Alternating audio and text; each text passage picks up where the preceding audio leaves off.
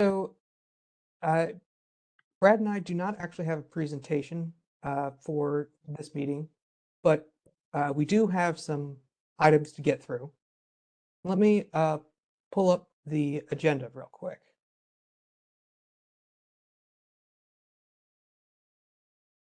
Um,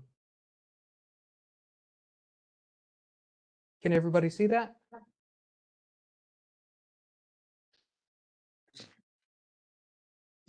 That's better. Okay. Yes. So, let's see. The first thing to do is just a really quick bit of housekeeping. Um, we have minutes from our previous two meetings that I sent you. I had one revision from a group member on the December 11th, and I think I sent the revised version to everybody a couple of days ago. Unless anyone has any issues with it, I think we can call those approved. Any?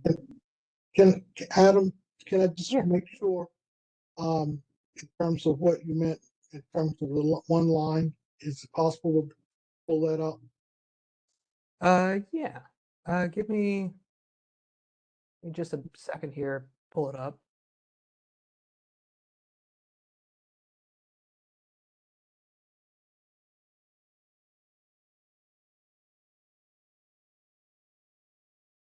Oh,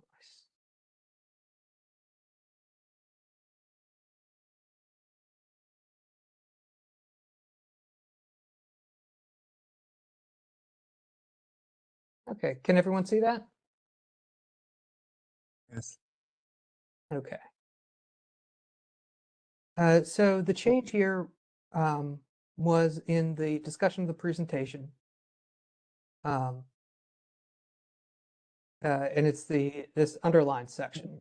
Ms. Lewis and Mr. Dorsey explained that creating more council districts would result in a lower number of constituents. I'm sorry, no, I'm talking about the other one, was it November 30th one? Well, those, Is this it? no, this is the December 11th one. Right. So let me Yeah, backtrack just a little bit. I originally I drafted the minutes and put them online, and I I didn't realize that the proper decorum is to actually send them to the group and have the group uh, you know have a chance to review them, make any edits before they go online, up for the public. So the original ones I took down, and Mr. Dorsey, I did amend them from what you saw, uh, but the versions that were sent to the group were the amended or the revised version. So I Right. did put in what you had talked about, changing. Yeah. Yeah, I just want, if I could pull it up, just to make sure that that we are understanding what your revised one says. Sure. I'll pull that up.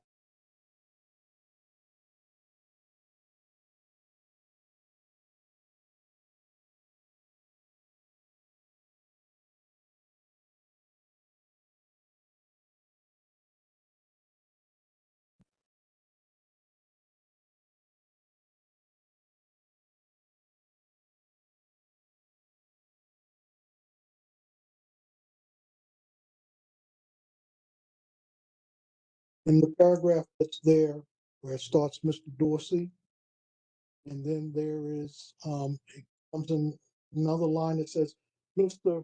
Phillips also recommended that regarding the redistricting work group should focus on possible changes in the redistricting process rather than on specific configurations or racial benchmarks for a district which may be outside the scope of the work group. I just want to make sure in terms of when someone's reading that racial benchmarks for a district, that they're not interpreting that to mean that we cannot be conscious of the racial makeup of the districts. because that certainly is within the scope of the work group. Well, yeah, that's why I use the word benchmarks, because in a lot of, I mean, this is knowledge gained from the redistricting lawsuit, but you know, it- there is a lot of very technical discussion about exactly how much, what percentage of different uh, racial demographics need to make up a district in order to satisfy some of those issues. I That's why I use benchmarks rather than racial makeup or racial. I tried to make it specific about you know we can't really prescribe percentages. Right. Well, but in terms of, we can be conscious of the level of makeup within a district. I mean, that is part of the resolution itself that highlights that because of the issue of the makeup of the districts and some concerns expressed by citizens is one of the whereas in the resolution. I just want to make sure everyone that no one's reading into that statement that we're not race conscious. And it's a fair point. I'm not I suggesting you change it. I just want to make Oh, sure okay. everybody understands that point. So in terms of, uh, I do appreciate you bringing it up, but it, is the content good as it stands? The, Yes, the content is okay in terms of, if I understand what you're saying in terms of benchmarks, that we're not prescribing an exact number for each district. But it doesn't mean that we can't notice what is the makeup of a district. okay. So So I'm not asking you to change it. I'm just pointing that out, okay. making sure we agree in terms of our understanding of what it means, what those words mean. So um, okay. So did anyone else have any revisions to the minutes for those two meetings that they wanted to address? Adam, I don't have a revision, but I do have a process question. Yeah. Go ahead. Moving forward, I don't know if it's very often that staff remarks is actually put into the meetings of the minutes if they're not full members or voting members. Is that what we're going to be doing? Because I don't know if your professional opinion as staff, I don't think that's necessarily germane to the discussions that we have as a work group. I do agree in the sense that no, our opinions on different, on the topics at hand are not germane, but it is important that the record reflects that Brad and I are doing presentations and are answering questions related to that. So, and to be honest, going forward, I'm hoping, beyond this meeting, we'll have a chair, and that will alleviate some of the problem where Brad and I are doing a lot of talking. Well, the only reason why I'm bringing it up is that would address the question that was just asked. If you're not going into detail about the professional opinion that staff has. You see where I'm going with that? Yeah, yeah. Okay. All right. All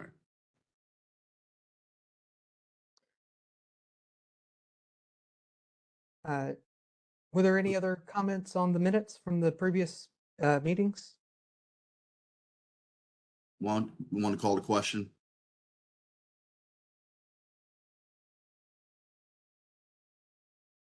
Call the question. Yes. Was Hello? was that Mr. Harris? Yes, call the Okay. question. Yes.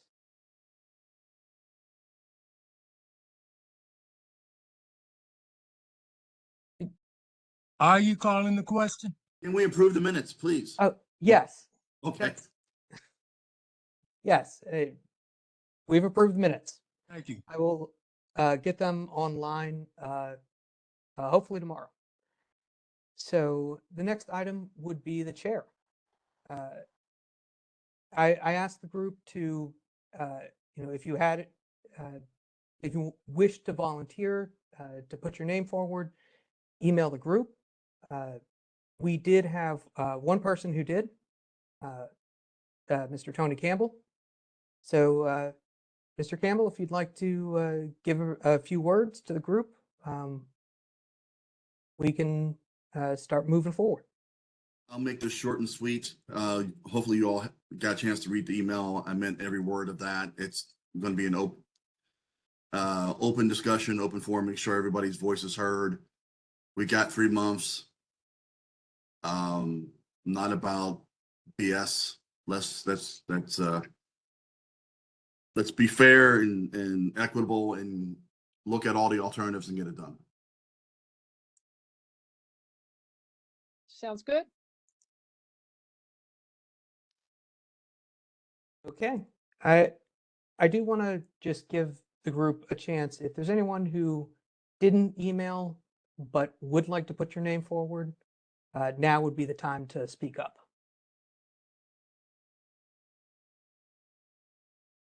Hearing nothing from the group.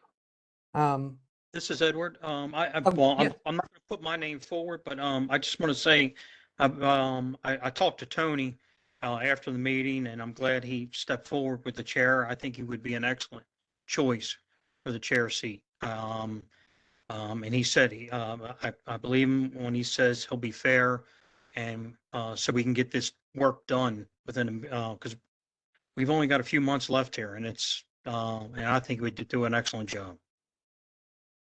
Agreed.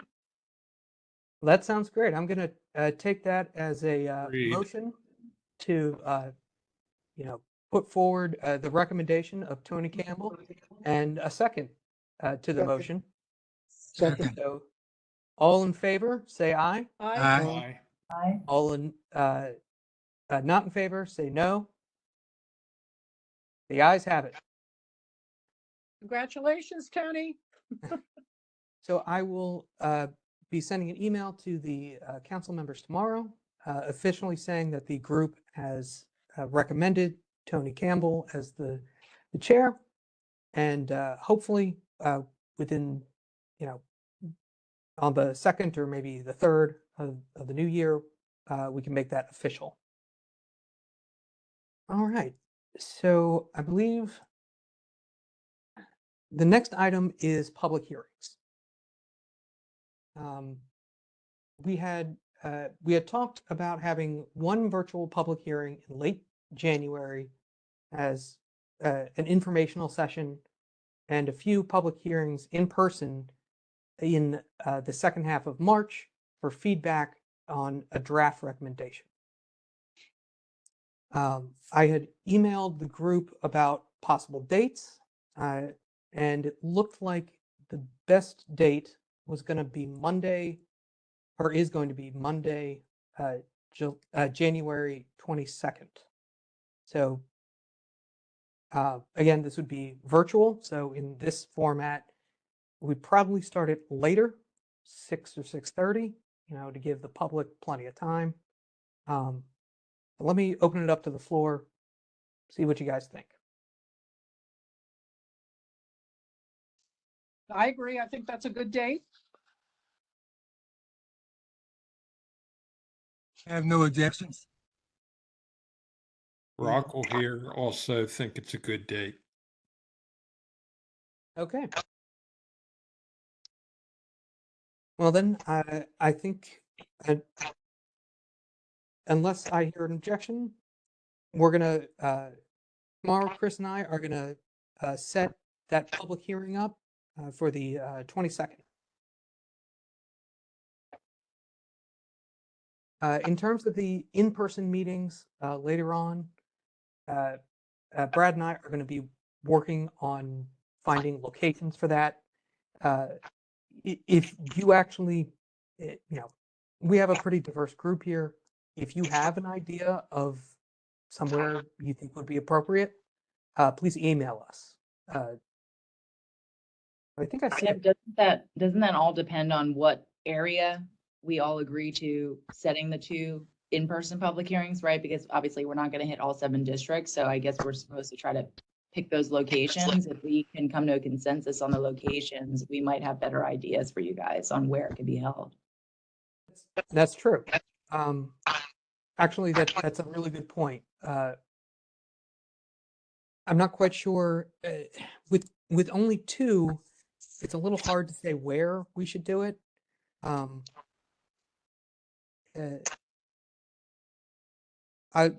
open it up to the group. Do you, I see a couple of raised hands.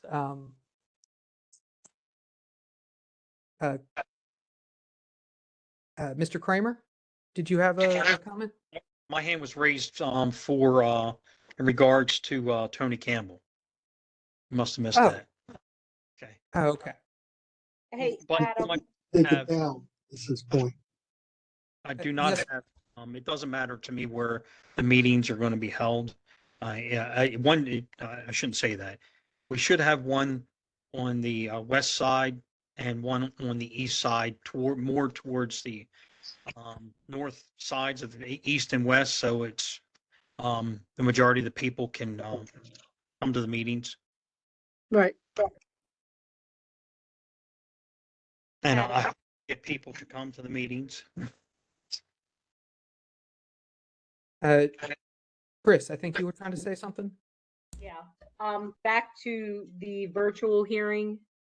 I'm assuming that we're gonna follow the same procedure that we use for the council meetings and work sessions for sign up registration. Yes, and we're, I was gonna talk to you about it, get and do more of the detail stuff, tomorrow on I just wanted to sign up confirm. and, yeah, Mhm. Okay, thank you. okay, Adam, if I may? yes. I'd like to suggest the Randallstown Center off of Liberty Road. There are a lot of public hearings and meetings that are held there. People are rather used to going to that for this side of town. Okay, I can email that- you the specifics, the address and all. that would be helpful. I will. Because, yeah, Randallstown's actually pretty central Yeah. on that side of the county, so. Yeah, there's a lot of public hearings that are held there. Yeah. And people are used to going to it, so that might be a good thing. How about on the east side? Probably Perry Hall Library. John, what do you think about that? I think you're muted. Yeah, that room, that you're talking about the room in the back. Yep. I think that's more than enough. It's pretty accessible off Blair Road, and the room in the back is fairly large. It probably will hold, 100, 150 people if we have that many. And it's a public place too, so. Good choices, yeah. Excellent. I think I And see if a that couple, doesn't, sorry.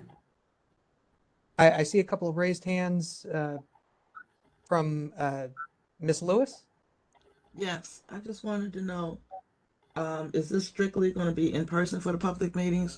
Or we're going to do it hybrid for persons who might want to attend but can't get there? Or are these public meetings strictly in person? To be honest, I'm not sure yet. Because when we start trying to do things in locations like these, different locations, we Brad and I have to kind of discuss with the venue about what kind of technology we can set up there. The library, that's probably pretty easy to do a virtual component. And my guess is the Randallstown Center, if they do public meetings there on the think- regular, Right, I think that would be fine, yes. And So- and my concern about the virtual, it's not as much would people have an opportunity to offer comment, but that they would be able to see and observe what's going on, what's being heard. And then, of course, I would think that you would provide a link if they heard something or they wanted to make comments, they could. But I was thinking more of them having the opportunity to see and witness the meeting in person. And then have a link where if they saw something, they can go ahead and link it in. Because I know in having them, to give them the ability to actually interact in live time would be a lot more complicated than just them seeing it and then sending in their comments. That's true. And yeah, I think there's most likely going to be a way for us to stream it, even if we don't end up allowing virtual comments. Yeah, I think that's going to be very doable. Okay, so we have some location suggestions. It's a little far down the road for exact dates, so we're gonna look at the venues and see what we can get on the books in the new year. Adam, Yes. one observation about the library usage.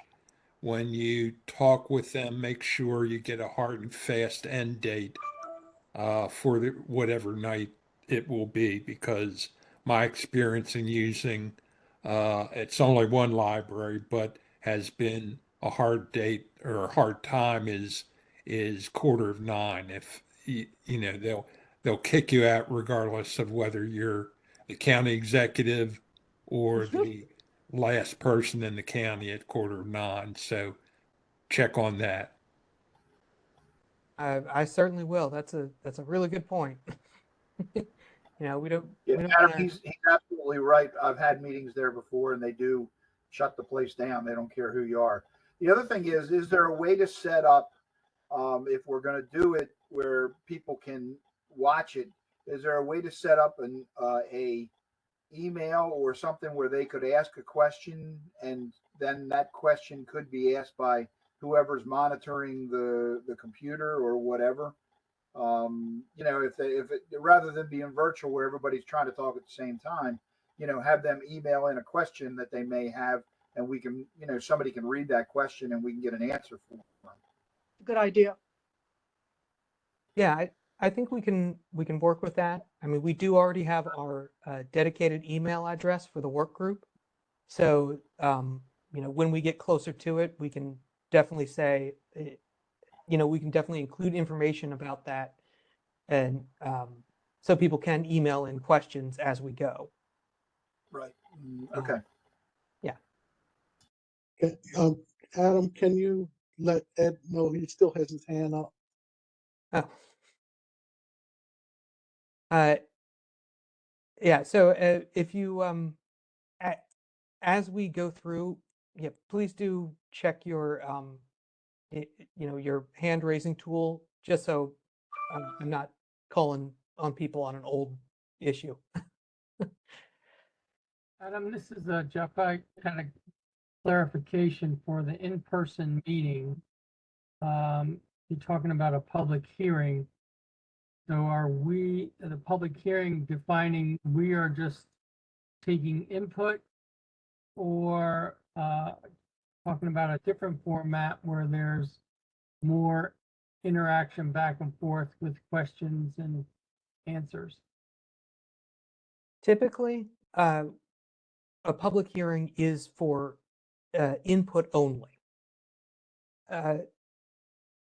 And given the nature of what we're talking about, you could get people who, to be frank, start going into areas that are totally not germane to our work group. That's very possible. So, we can definitely, I think if we want to stick to the norm of public input only, kind of one way, just one-way communication to us, we can do that. If you want to be a little bit more adventurous and set up something where we can do some limited back and forth, might be a little, it will definitely make it longer, but it's something that we can look into. But I just want to say that the norm is the kind of one-way communication, you know, input or testimony to the work group. This is Sheila Lewis. Yes, yes. I understand the purpose of the public hearing to get information. Will we have the survey ready at that point to distribute there? Because I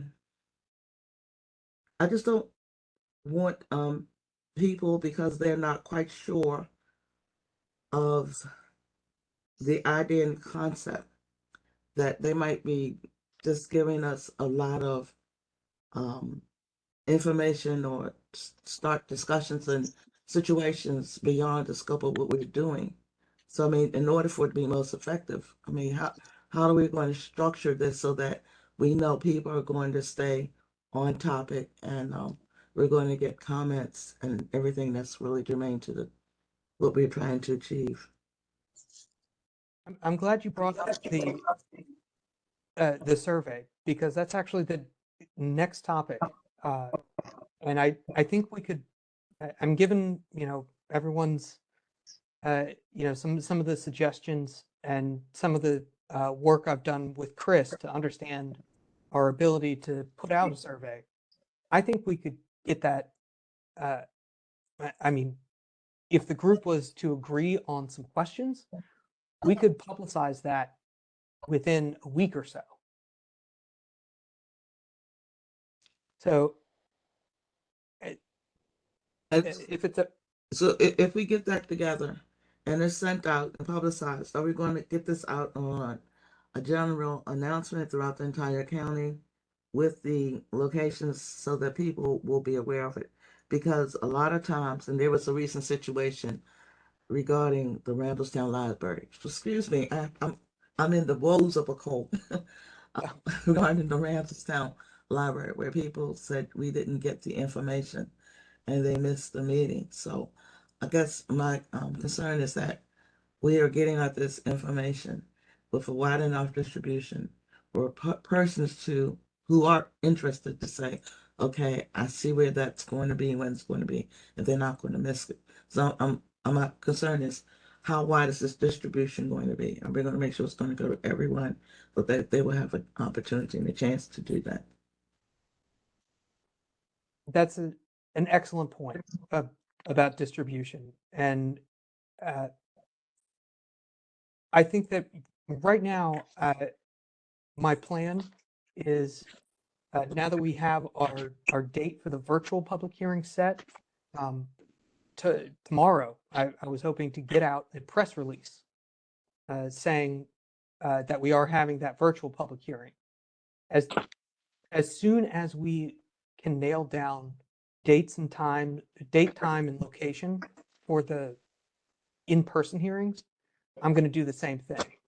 You know, get out a press release saying that's what we, you know, that the work group is going to hold our public hearing at these locations at this time. Brad and I have also discussed other, you know, besides just a press release, there are some more, there are different ways to get things out. One of the ways could be simply, you know, asking the council members, you know, distribute to their mailing lists.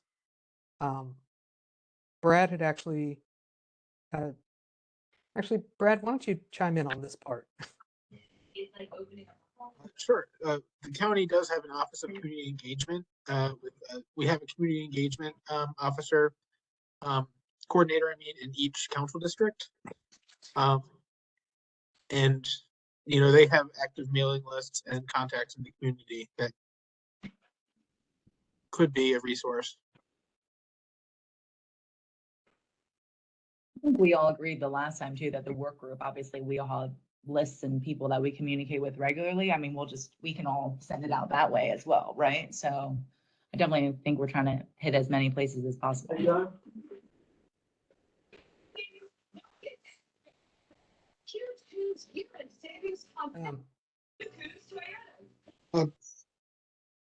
Can I, well, in terms of working toward that and included in whatever that announcement is, um, Adam, you and Brad have been pulling together those packages for us, which try to illuminate the various issues that we are considering. Perhaps a distinct version of that could be posted on our website so that when you make the announcement about the upcoming virtual and other meetings, people can go there and refer to it so that they have a sense of where we're coming from with all of this and some of the background that would help them in crafting their comments when they do get to the meeting.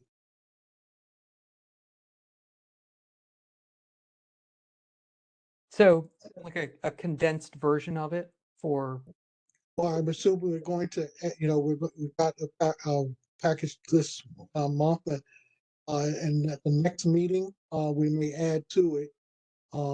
But yes, I don't think we can have an elaborate package that's very long. People aren't going to read it, but something certainly within 10 pages or less, something that gives them, like you provided for us, some charts, some issues, some bullet points for them to be aware of as to the whole issue, so that they won't be coming from all over the place in terms of their thought.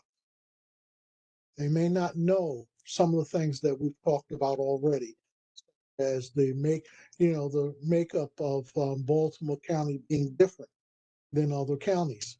And some of those points may be good for them to understand the size of the responsibility for per council member here versus other places. That kind of information may help them understand what's going on. I think So I know we're putting some of that out there already on the website, but in your announcement about the upcoming meeting, again, point them to the website where they can get more information. Just continuously pointing them to the website for more information.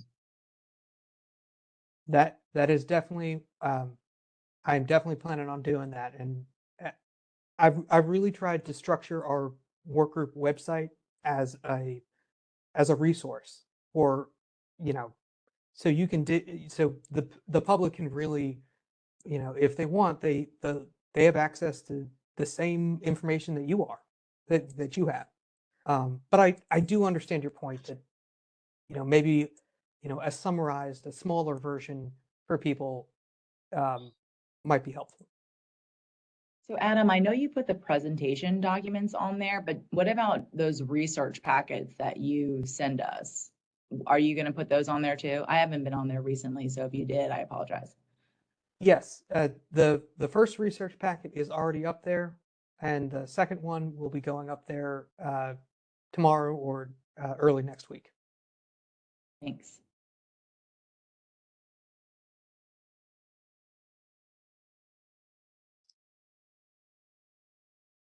So the next, well, I'd like to move on to a discussion about the survey. But does anyone have any questions before we do that? Okay.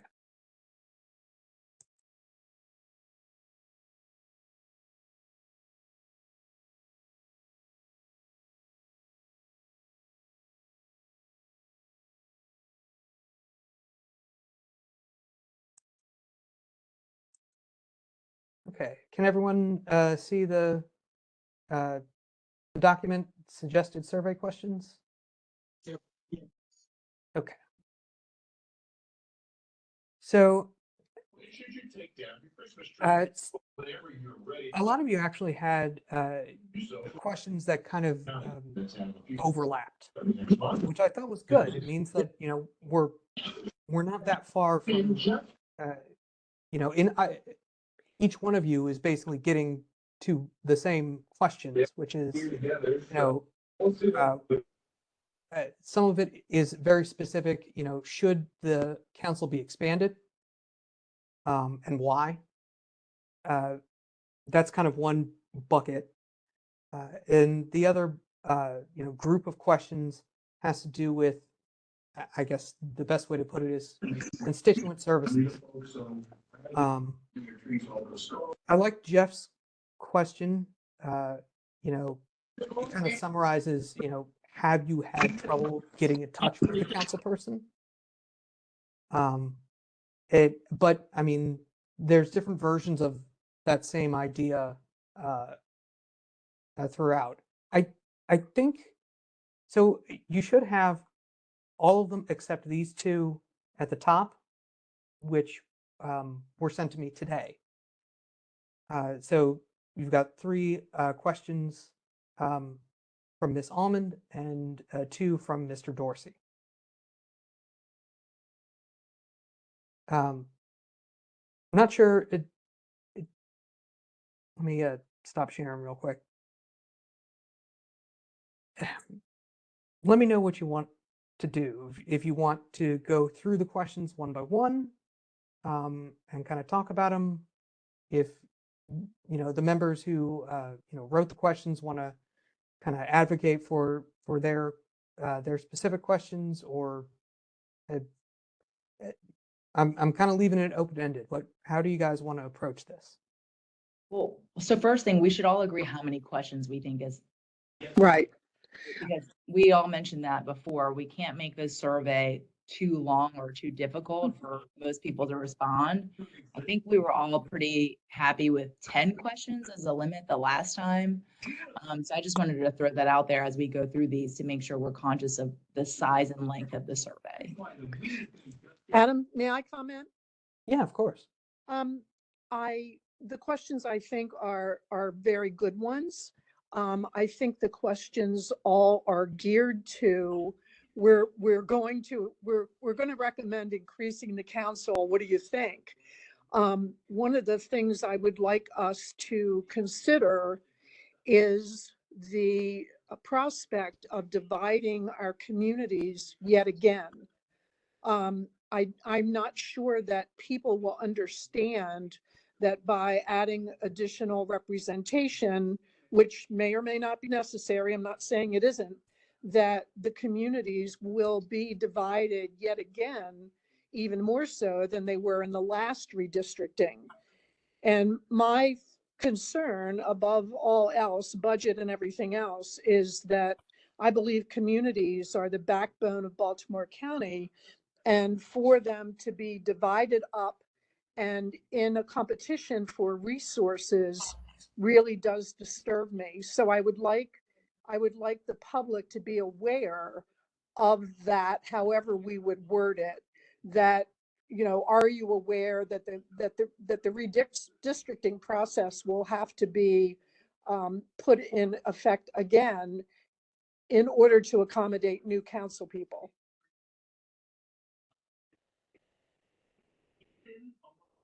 That's a good point. And you know, as your the question that you emailed prior to the meeting, you know, would you be in favor of redistricting to accommodate more council members? Mm-hmm. I think that's where you were going with that. Right. I suggestion. think people need to be aware that that will happen. And if it does happen, you know, so be it. But I'm not comfortable with dividing up communities and neighborhoods yet again. That's my concern. And that's why I would like that question in there. Adam, could you share screen? Because like you said, we don't have those first 2 boxes of Yes. those new Well- questions. So if you could share screen, that would be helpful. That was my question, because I wanted to know exactly that some of these questions seem to be repetitious. They seem like they're almost hitting the same exact note that we're trying to get here, and it's more than one time. And I just feel we need to look at the questions, and some of them just need to be taken out and some need to be kept in because it's been repeated again. I do agree. You know, there are some repeats of the same basic question. In a way, I thought that was a good thing. It meant that there's an agreement between work group members about, you know, questions that should be asked. But yeah, I mean, as we try and narrow this down, we're going to take out duplicates. I wanted to respond to what Vicky said, though. Vicky, having looked at the redistricting process closely since 1990, what communities expressed concern about was when you ended up, because of having to reach a certain number, blending Dundalk with Essex and Catonsville with Woodlawn. I think when you have increased number of districts, you actually return people to their traditional concept of, oh, this is Essex, oh, this is Dundalk, this is Pikesville, this is Catonsville. So that is allowed, afforded with increased numbers, something we don't have now, and people have been complaining about for years in terms of not being able to have their respective communities and the communities being torn apart when we go through these different redistricting processes.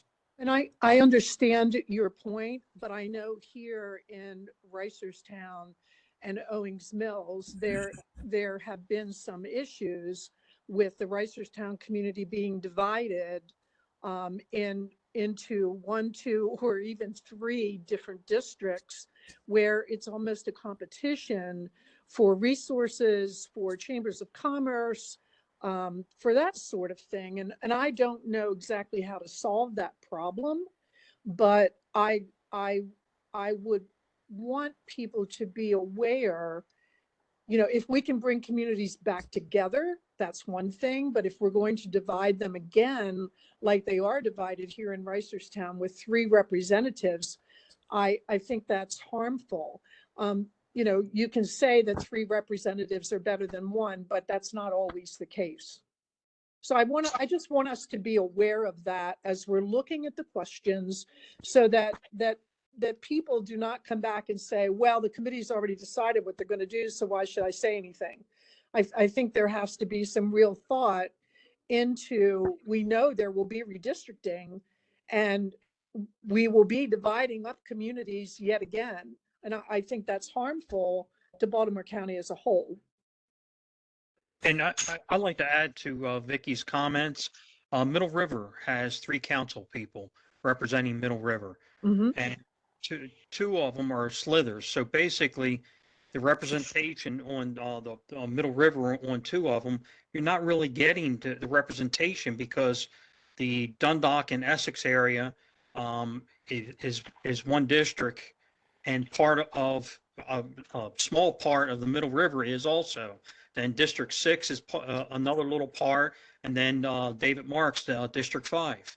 Right. I mean, it's completely divided up the Middle River area, and it's to be honest, it's not a good thing. And really need to look at the community. And that's what's happening. The elephant in the room that nobody's talking about is who's doing the redistricting. I mean, if the council does the redistricting, and it happens at the state level, and I've seen it there, and I see it in the county level, it's a matter of self-preservation. Right. They're wheeling and dealing. You look, I know I'm not going to get a lot of votes from this area, so you take that area, and I'll take this area, then I know I'm going to get a lot of votes. Right. So that's the elephant in the room that we're not discussing is who does the and I know the county council does the redistricting, but that's a problem, and it's a problem at the state level also, because they're wheeling and dealing as to who gets what area. That's why the way it's happening. At the detriment of the communities. The wheeling and dealing for the representatives is one thing, but I think it's at the detriment of the communities. As you said, having 3 representatives is not always a good thing. Right, and so part of as Don is pointing out, you know, the process, and this is one point I think Adam was making before. The process is important in terms of how we get around to redistricting, in terms of is there open access by the community? Do they take traditional community boundaries in consideration? And so all of those things are improvements that are possible to make the results better. But I'm saying that it's easier to accomplish with more districts than what we currently have, because what we currently have is a matter of how do you stuff a certain number of people into a district that now is 123,000 people. That means you have to start tearing apart communities. And so that speaks to the need for more districts, not less, or maintaining the same. Then you have the opportunity through an open redistricting process to do what's right in terms of respecting community boundaries. Keith, I'm this not always is- sure it is an open discussion. I mean, some of these things are pretty much set before it even goes out to the public, and we know that. And I want that issue to be discussed by people, by communities. I want people to be aware. You know, Okay. just adding more council people doesn't guarantee diversity at all. I mean, I know Right. it's a You gotta possibility, get people that are put themselves out there to run, you know, and who's going to run. right? It, I'm it, just- it could be the same old people. We don't Doesn't know. mean that they're gonna have people that'll run of you know, I mean, and Keith, what you're talking about, people of color or females, doesn't mean you're going to have that many people run in that area or Right. a particular area that are like, you know, I mean, that fit the demographics that you want to fit. You're trying, I think what you're trying to do is fit a square peg into a round hole sometimes. It's more complicated well, than it appears. No, Um, I have I'm just- looked at the area of increasing and looking at areas. It's not a square peg in a round hole. It is a round peg in a round hole. We just have to be courageous enough to try it and look at it. But as I said, it goes back to what you all are saying. And citizens are concerned about this. Is it truly an open and fair redistricting process? How well we can incorporate it into our work plan is another issue. But I think that is greatly a concern of citizens. How would they get an input into making sure the districts come out the way they want it to be? Right. Is the But this- redistricting benefiting the I heard, representative or the people?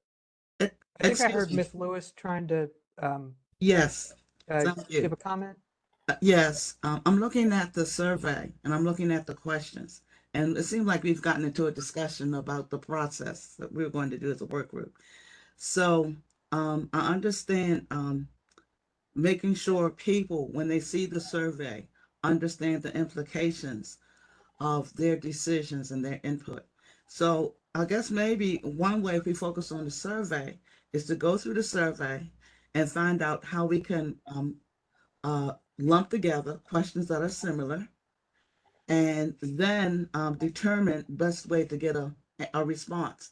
Some of them might be just, you give me your response, your age, your zip code, or something like that, your council district. And then some of them, also depending on the questions here, there is the gradient type, the graded scale, where you're saying agreed, strongly agree, disagree, or neutral, that kind of thing. So maybe we can, focusing on getting the survey ready for next week, we can think about how we can group these similar types of questions together depending on the response. If, for example, I'm looking at the one, I think this is from Eric Raquel, his question number 10 about the age range. And it's very similar to the one question I have on the demographics, the age segmented. So if we said those two are similar, then we've captured that. There was other ones that about the length of how long you live in the district, strictly demographic, we're capturing that information. And then we have some questions, and also Emily's question, she talked about the district, the voting age. Again, those sort of can be grouped together as similar ones. But then we have some questions where we're asking about different things. Several of these questions relate to service from your county council representative, about the service that you get, how often you get to meet with your county representative, that kind of thing. And those might be some questions that we would put maybe on that scaled question, often or similar or something like that. And then there are some additional questions that beyond just getting information that we want people to think about. And I think that what we heard in that discussion means that we want to probably ask some questions that have people thinking. For example, do you think that the purpose should be to get more diversity on the county council? And then we can put that on a gradient thing. Do you think the how well do you feel that this would happen, considering that it might cause another redistricting process that we just went through, for people to respond to that, so that we're getting from the people what they think about the issues that we have identified and brought up.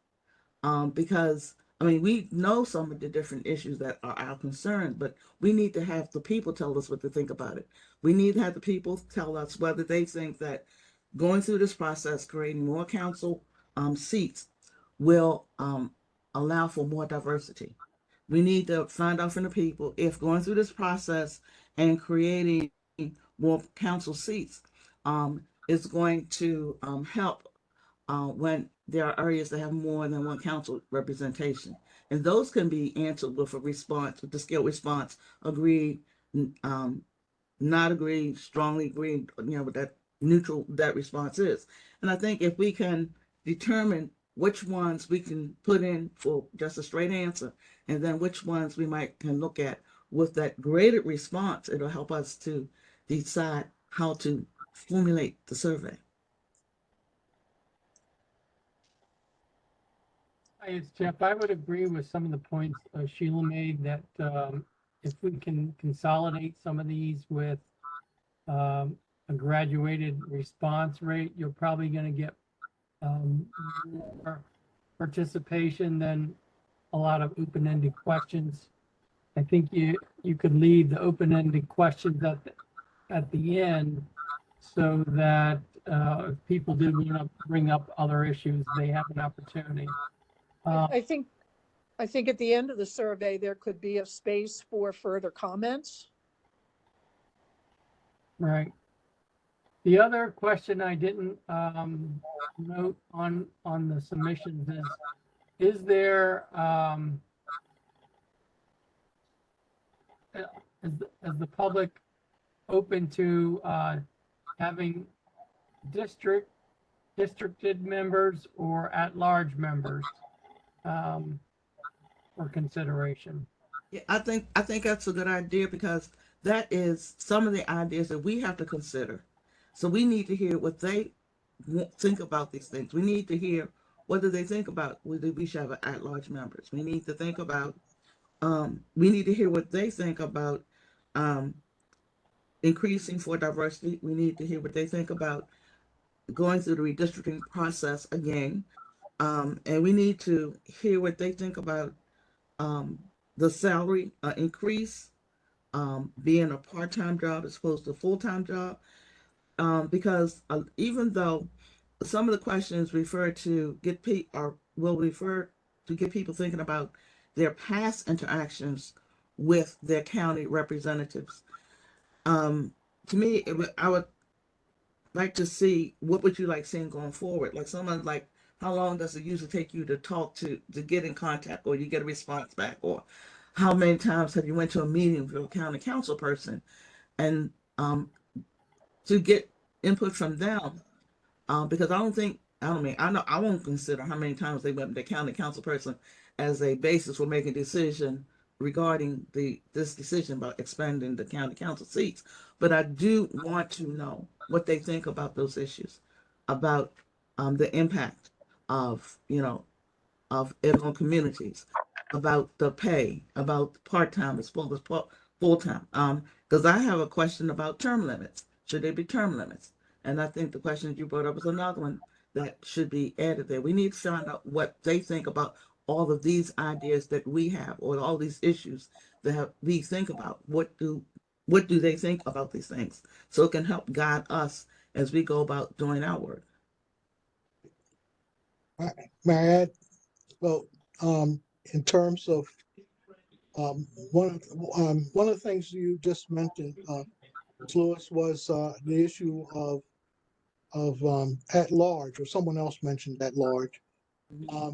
There may be some legal issues that we would face in terms of at large district versus district districts, councilman, individual geographical districts. For next time, Adam or Brad, could you all bring in any of the issues related to that we may need to understand before we put a question out there to the public, getting them looking in an area that we may not be able to go down. Let's make sure that's something that's possible. And that also leads into my concern that with the questions, some questions, you need to put them within context, because if the people are unfamiliar with the whole topic, their answer may not be beneficial to us when they don't understand what we're really asking them to do. We may have insight, in terms of why the question is being asked. They may not. And so we want to, in some cases, make sure that the question is worded in a way people truly understand what is at issue. I agree with you, Mr. Dorsey. And that's one of the benefits of that scaled response, like agree, strongly agree, the neutral, strongly disagree. When you have the opportunity to put a 1 or 2 word short explanation of what the focus is on the question, and that person gets the opportunity to scale their response. So you're right, that we do have to put in context, nothing lengthy, because it's too long, they're not going to read it. Right. But just a sentence or two to put in perspective as they give that scaled response. Because I think it's really important to hear what they think about the issues are, because I don't think a lot of the average everyday resident, even though they've heard about this process, doesn't know, is aware of some of the issues and some of the potential impacts. And I think that's one of the opportunities we should take preparing this survey, is to put those ideas that we know exist that they might not be aware of. They'll put them on that survey so they can be awakened to the potential, the implications of the potential redistricting or not redistricting, and also the potential of their response.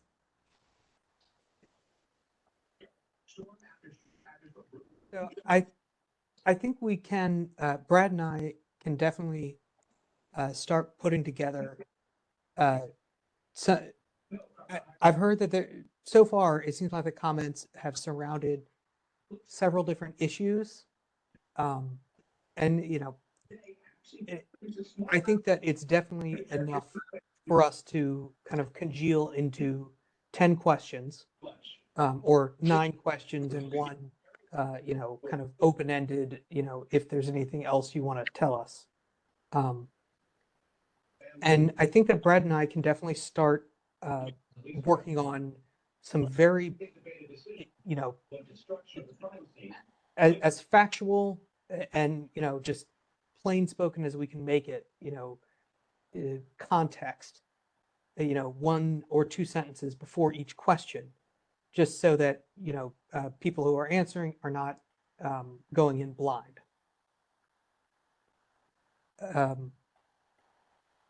Yeah, Are there I think any questions, or are there any questions? I have a question for you, Ms. Lewis. When I initially was looking at the task of this committee, term limitations did not come up. Could you sort of share with me your thoughts as to how you think that term limitations ties back into the task that we're looking at?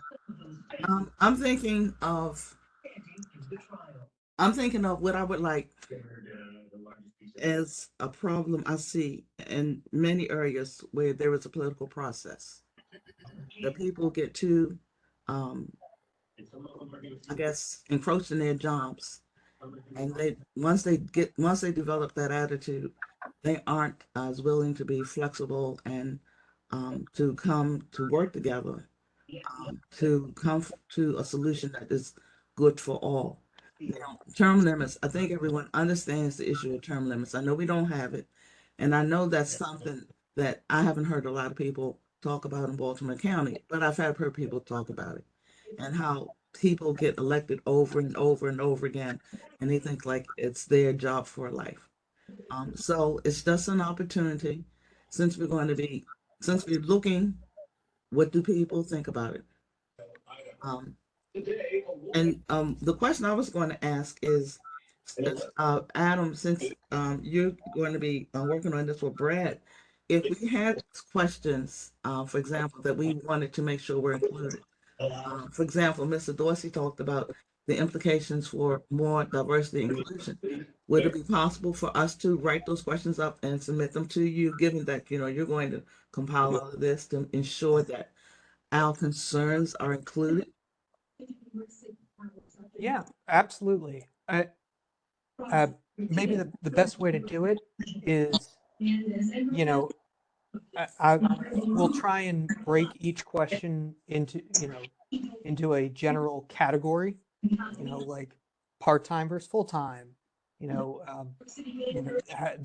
questions about the pay, or questions about redistricting, and then in each one of those categories,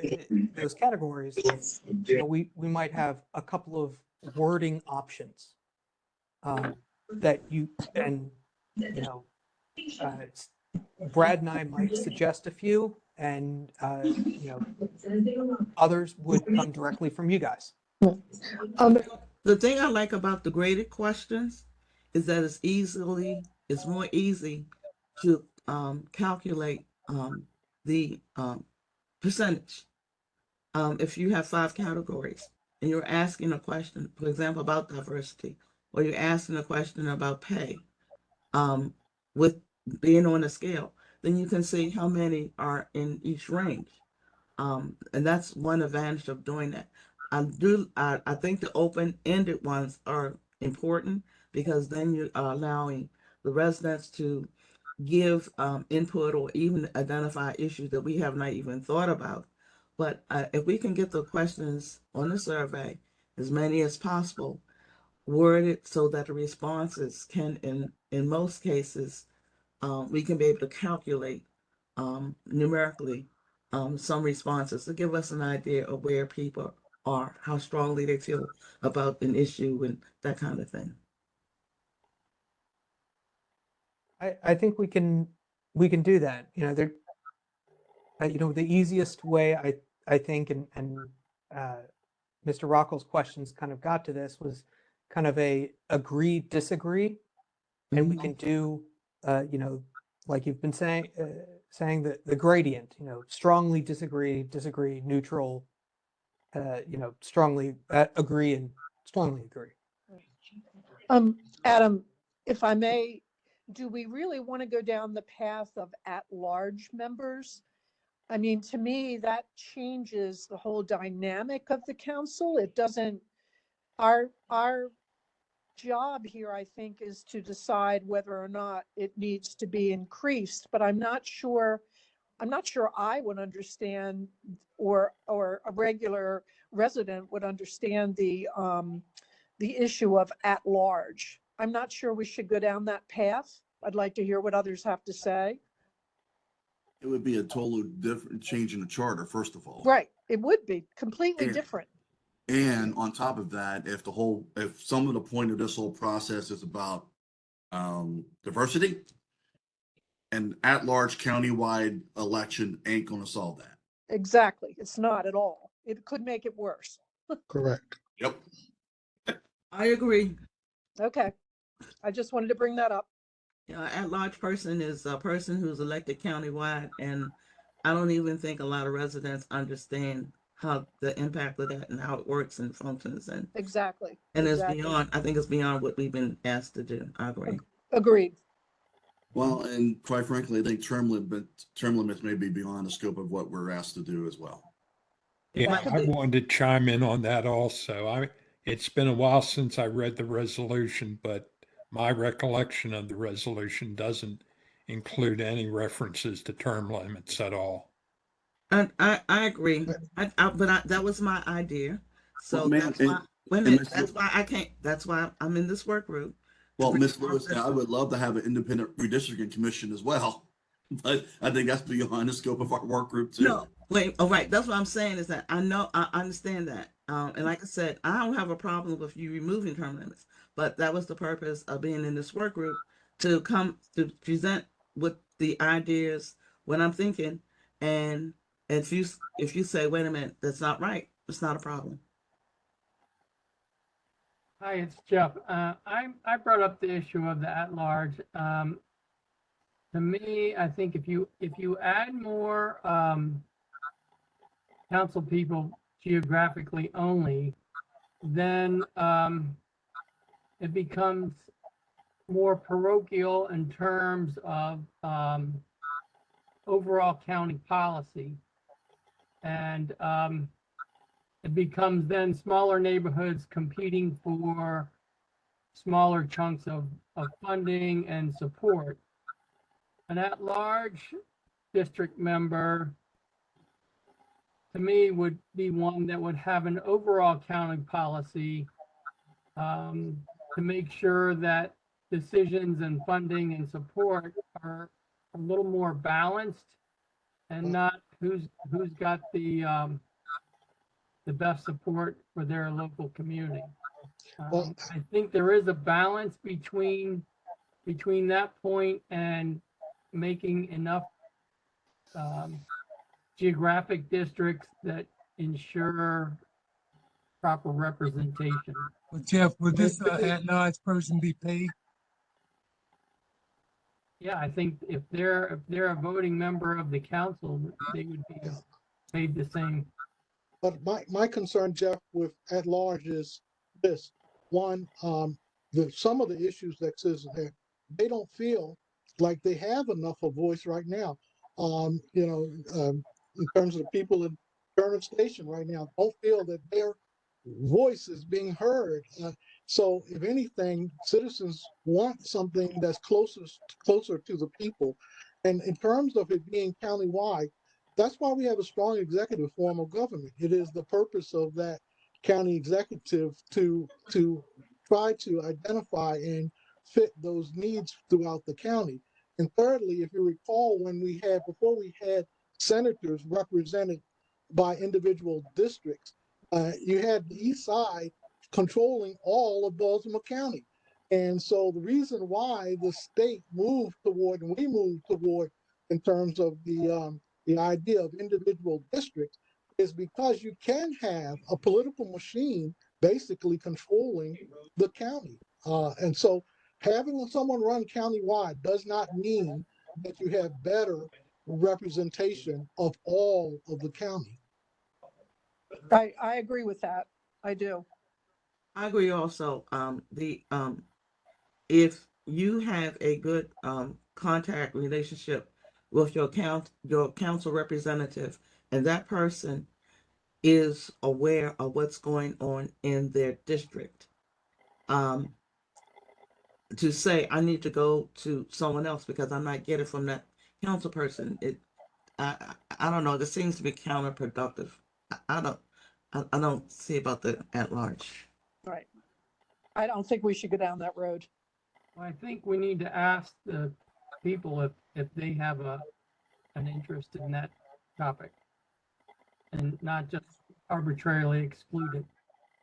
Well, but then this is where I said, Jeff, that if Adam or Brad can bring us in some more information, because we don't want to go down there at all if it's going to set us up for lawsuits because of what our future chair had indicated, that in terms of it moves us away from the idea of diversity.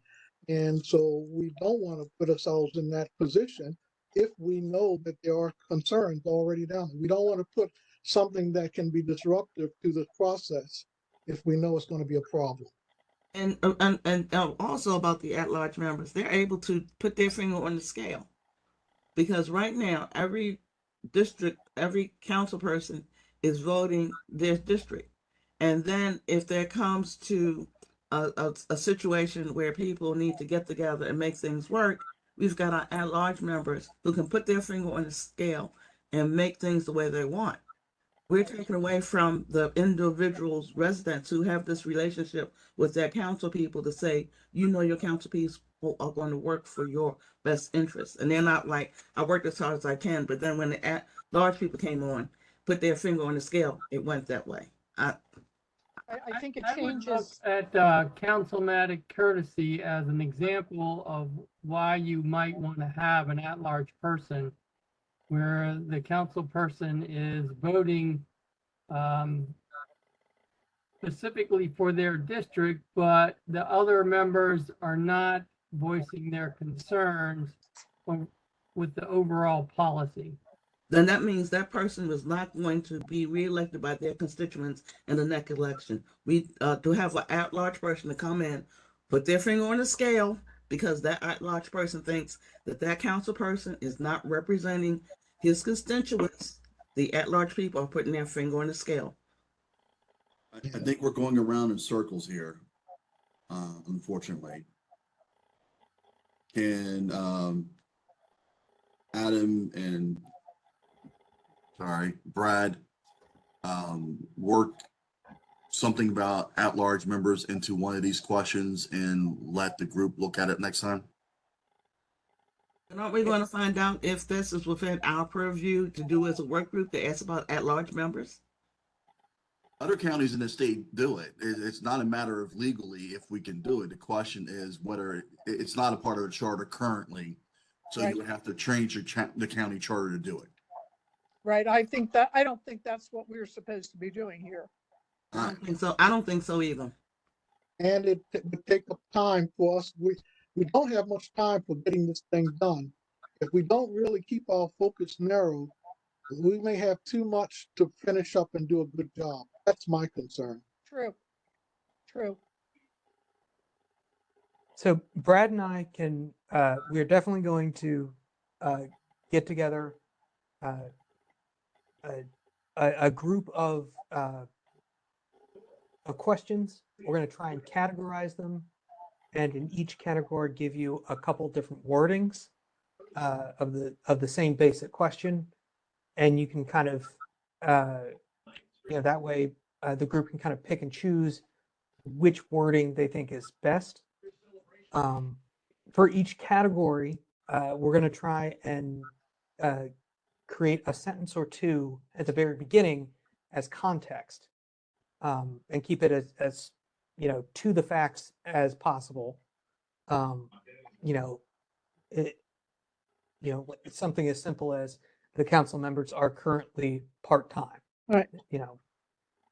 Can you answer the question though? Like, is it, we established last meeting, it's not in our purview to talk about redistricting, right? So we are all agreed to that, but is it within our purview to say like, yeah, we suggest we increase the council size by, I'm literally just throwing out numbers there, 5, and 2 of them should be at large and 3 should be within the district? I mean, is that within our purview? Because similar to Jeff, though, I thought we wanted to try to get the constituents' opinions on what they thought. And so for us to just, I agree with Keith as well. I mean, we have to keep it as narrow as possible so we keep it as focused as possible. But my curiosity is more, is it even within our purview? Because like Tony mentioned, we have to adjust the charter, et cetera, to have at-large members, but it could be something the constituents want to see because it works in other counties.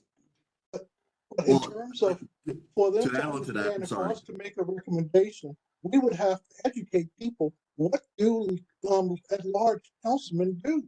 Exactly. And so, I mean, that's where I'm concerned. Right. It will get us busy doing something that, if we adequately want to get response from citizens, for them to answer the survey in a way they understand, we'd have to educate them what do at once. We even on our own count on this work group, ask the question, what do they do in those other counties? How is it different? Right.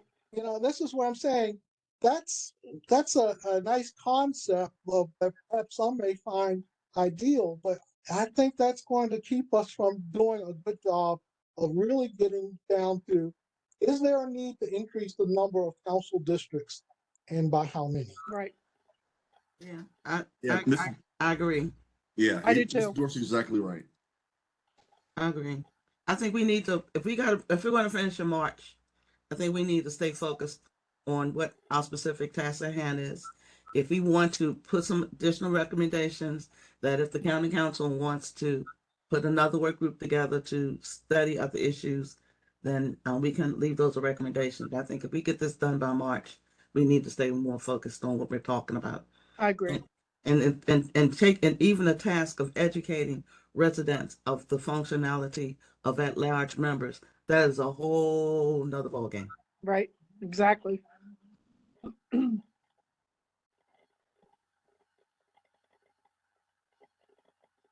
I think your next steps, Adam, are right on target, that you put together, you and Brad put together the survey questions. We look at them, we see how they're worded. I think that's a good next step.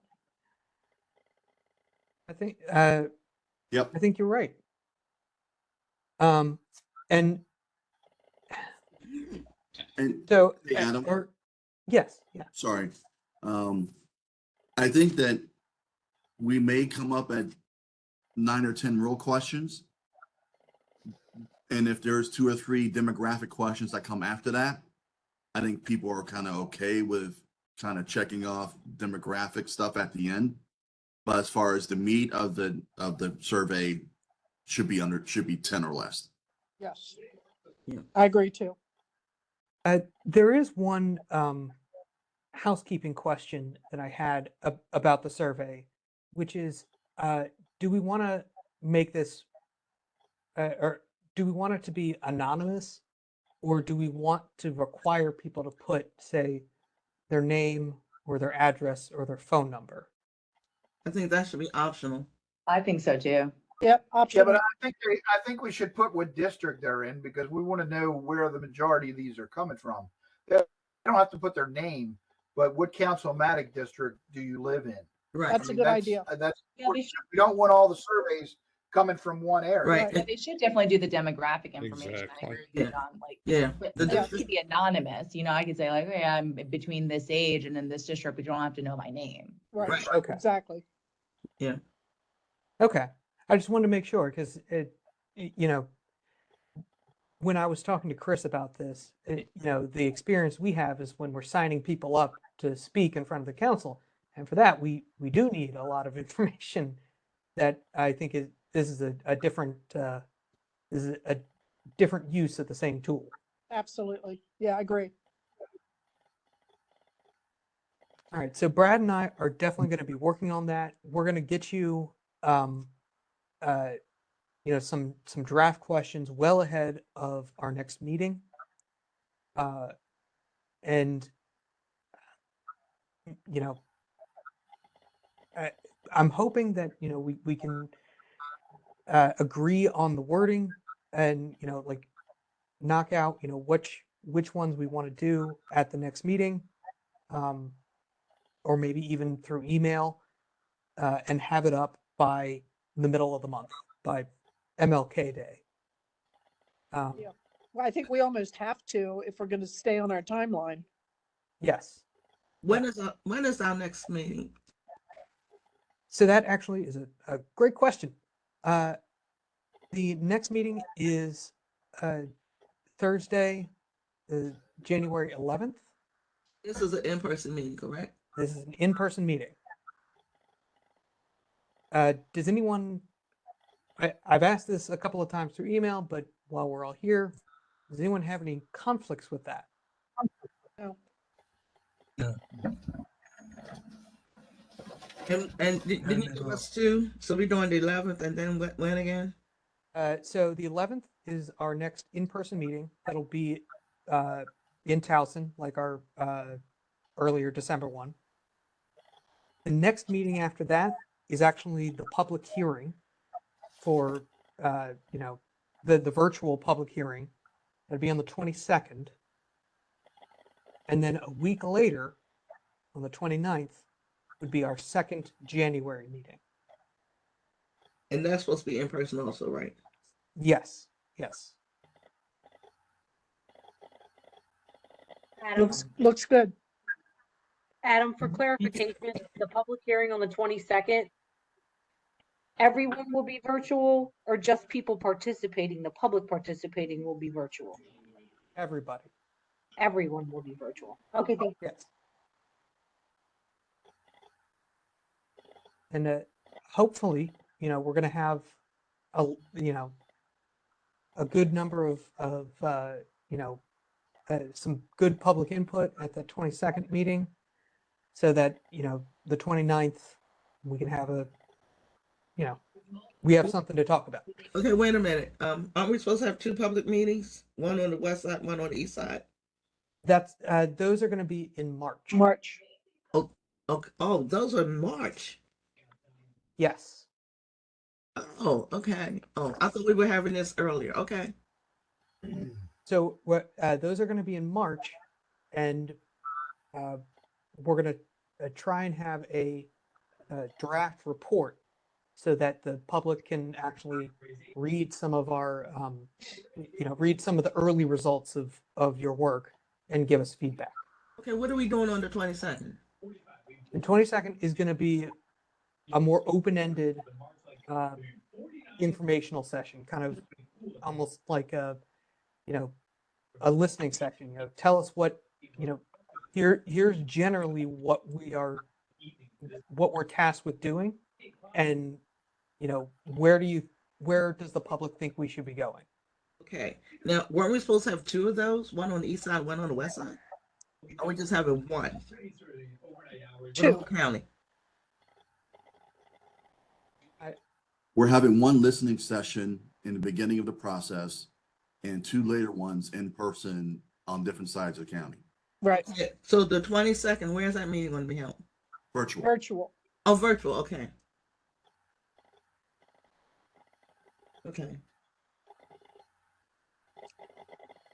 Okay. Sounds good. So Brad and I definitely have some work cut out for us. Oh, It- one question about the research packet you gave. A question I had is, are the county council people given budgets for their staff?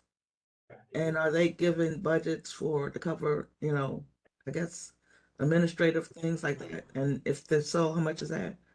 Yeah, I thought I sent you a bunch of questions with that. I would like 5 or 6 questions. I don't know if you got them, but it was how much, you know, what would it cost to add a new council district? Right. The total amount of how much it would cost. And that includes office. Do we have office space for them? How much it costs overall? I think they're given a budget of like $200,000, but that's not including the car they get, the, you know, the salary that they, you know, the health care. So I think that's all important when we make that decision, because we're probably talking upwards to, you know, $300,000-400,000 per office. And if, you know, I mean, if we're adding offices, how are we going to pay for it? Right. You know, who's going to pay? The other thing, reason I wanted to know that information, I wanted to know how hard these people really are working. We're saying, okay, they're part-time, but then if they got these staffs that they're paying, you know, good money to, and they can write off this expense and that expense and that expense, that goes to, okay, well, looking at this $70,000 part-time work's not a bad thing right here. That's another reason. But again, what Mr. Cluster said about, we need to think about the economic impact for budgeting if we want to say expand that. But I really would like to know what kind of money they have for You know, if support. you got those questions from me, Brad, or Yes, you know, if we you- received the questions. So we sent a research packet yesterday that included some of the information with the current council budget and how that would break down per council office. I am Okay. currently working with the Office of Budget and Finance to calculate, to I know it's project. not easy, but, you know, I mean, it's something we really should have that information at our fingertips, so we know how much it's going to cost the citizens, you know, we have Yes, districts. sir. And Right, and where, space thing, where I mean, is do the we money have coming space? from? Where do we put these people if we do add to them? Is there Right, space up in that's- the county office, you know, to do Well, that? And the thing about the breakdown that I saw, they did break it down, but they broke it down to a cost per capita, which meant like it was almost like nothing. Like, oh, it was that much money, but I mean per capita, yeah. But could you put down the actual numbers that we're seeing in the budget that's going out for this? Because it had a per capita, which is $16, $4, $3, $7. That's nothing, but that's not the The reality. total council budget was included on the spreadsheet. So you're correct that, you know, the spreadsheets that we gave you were kind of looking at it was almost a different scope. We were trying to compare Baltimore County's expenditures to other jurisdictions. Right. There's another level, which is looking inside of Baltimore County's, you know, the council's budget. And that's actually information that we, Brad and I, plan to give you a lot more of at the meeting on the 11th. Okay, Because it takes a little bit more explanation. And we wanted to, I wasn't 100% sure how comfortable everyone with finances, so I thought it might be useful to spread it out just a little bit and give you what we had now rather than Right. Yeah. Right. But we are taking But in. for us to understand when it's a total budget, you know, what is, you know, salaries and Oh, yeah. cost, right. you know, everything involved. A total bottom line and broke it down, and I mean, there's not that much in the line item, probably 6 or 7 line items, but it would a total cost per year per council member. Right. And I can almost guarantee, I'm not gonna bet my life on it, but I can almost guarantee if we say expand whatever, somebody's gonna like, how much is that going to cost us? Right. Exactly. How much is it going to cost me? Right. Where's that money? Right. Yeah. And where is that money coming from? Right. So we have to have that so that they know we've made an informed decision.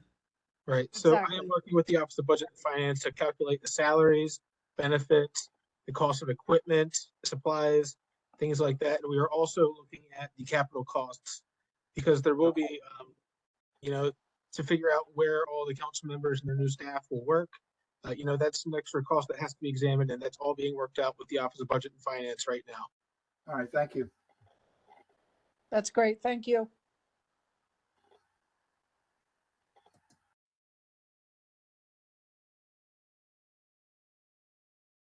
So Brad and I do have our work cut out for us. We're going to be getting a lot of information up on the website, and you know, some you know, press releases about our virtual public hearing on the 22nd. We're going to be working on getting you draft survey wordings, question wordings. I've been making a list so far. So I guess what I'm trying to say is you'll be seeing a lot of information from us, and over the next week or so.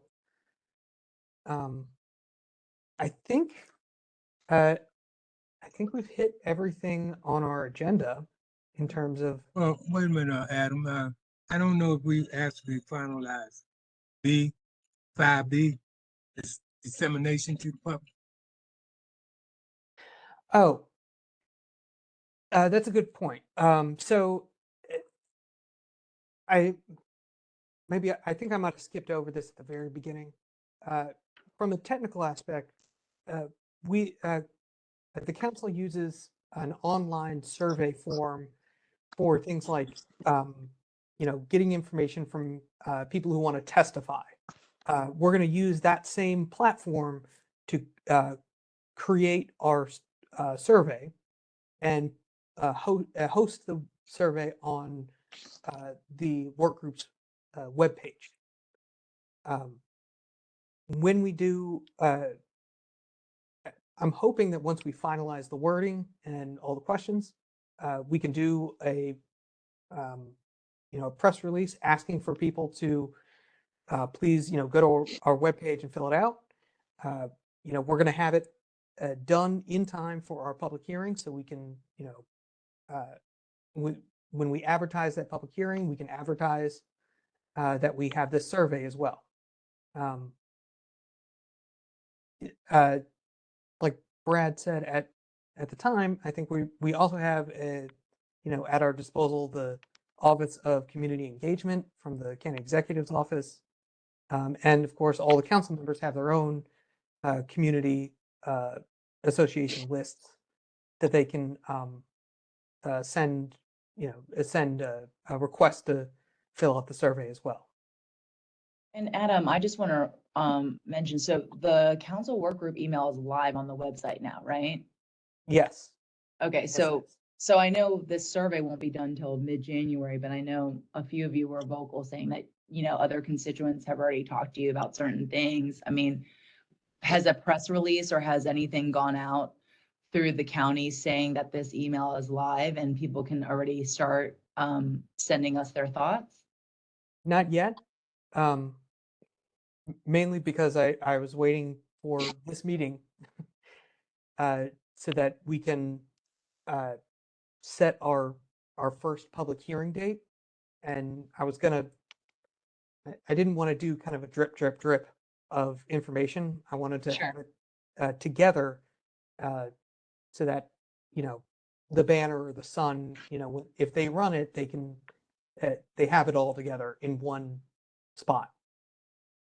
Sure. Yeah, no, just us gathering. I mean, like we all said, we have a very short condensed timeline to get our thoughts together. So if we can start gathering information even before the survey goes out, I think that would be beneficial. Yeah, agreed. Yeah, I do too.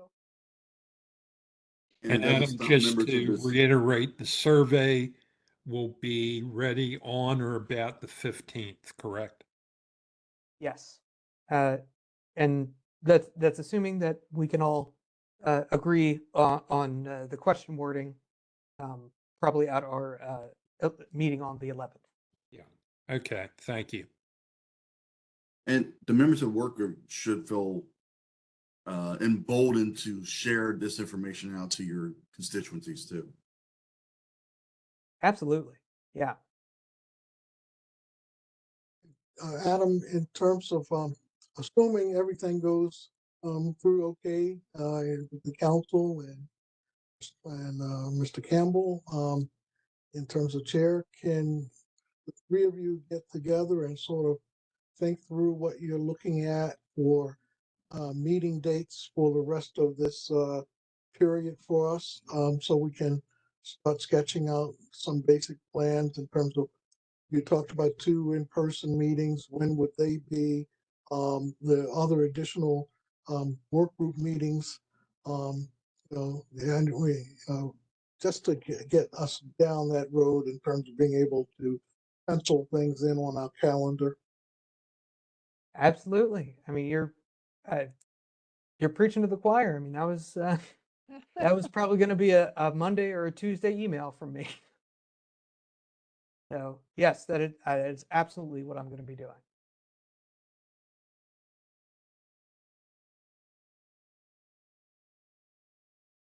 Well, I think this has been a really productive meeting. I mean, you guys have had quite a few wide-ranging conversations. Lively conversations.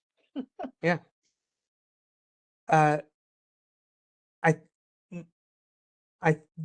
It sounds like we've kind of wound down. We've hit all the areas on our agenda. So does anyone have any closing thoughts that they would like to share before we adjourn? Happy New Year, everybody. Happy New Year. Happy New Year. Absolutely. Yes. Yes. Happy New Year, and Happy New Year. That's the year for everyone. we can start 2024 off with a bang. Thanks for all your Adam and Brad's hard work on our behalf. I know you're kind of herding all of us together, so thank you. And Chris, thank you too for your help too Yes, with thank all you. of this. You're welcome. I'm just a behind the scenes person. Yeah, but you're an important one. She's not even on camera. Yeah, Chris is actually, you know, in terms of making these virtual meetings happen, Chris is a big part of that. So Yes, she is. Yes, she is. Thank you I all. can attest to that. Thank you all. Yes. well, thank you Appreciate it. all, and Aye. you'll be hearing from us soon. All Okay, right. Happy New Year, everyone, again. Bye-bye. Night. Happy New Good Year. Good night, everyone. Good night. Ravens winning the